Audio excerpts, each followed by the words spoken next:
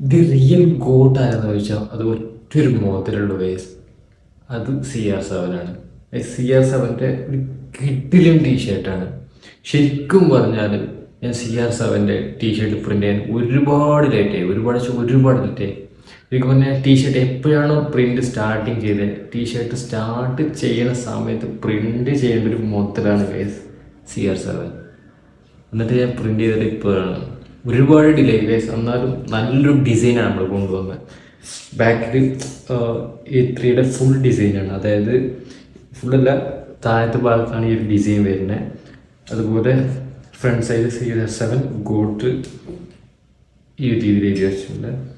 സ്ലീവിൽ